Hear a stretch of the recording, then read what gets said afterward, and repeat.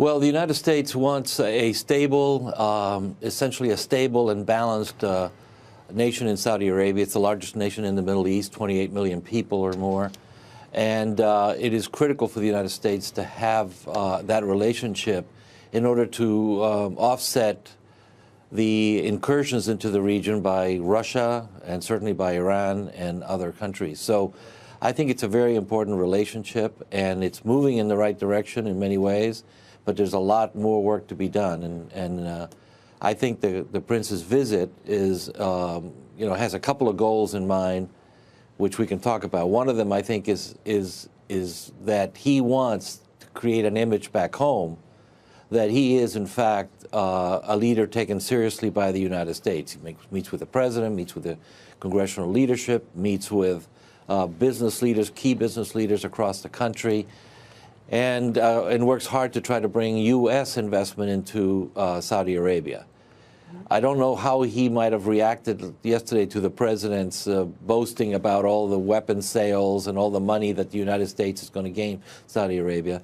Saudi Arabia is really more interested in U.S. foreign investment in its own country. Yeah, they've had some struggles with that recently, particularly after what happened with MBS going on what he's called a corruption crackdown, locking up some of the princes and others in the Ritz-Carlton for that extended period of time. That has created a bit of a pall in terms of what had been to that point some excitement on the parts of foreign investors in terms of being able to invest there.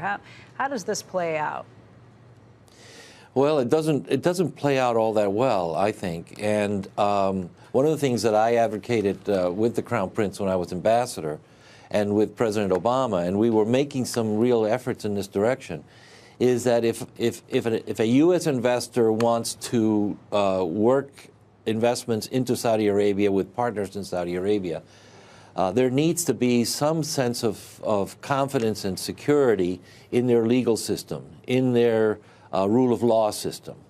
The idea that somehow you're going to invest in a country where you're not sure that you have all the protections, the legal protections that you might have, for example, in the United States or in other countries in Europe, is daunting for American companies, or for any company for that matter. What should we read into? So they into? need to. Oh, go ahead. Well, they need to. I think, with our help, they need to reform their judicial system. They need to create, under Sharia law, they need to create a system that provides that confidence for investors, and I think that ought to be a top priority of the Crown Prince. Their decision to go ahead, and I think we were heading in that direction. Their decision to go ahead and list Saudi Aramco on their own exchange instead of on an international exchange, at least at this point, is that something of a recognition that, hey, we do things our way here right now, we're not quite ready to be held to the same standards that we would have been other places?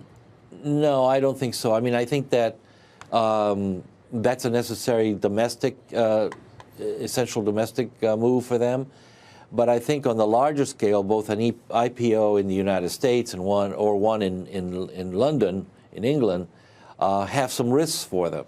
And they've got a ton of lawyers advising them, some of which say, an IPO listing in New York or in England will have its risks, legal risks.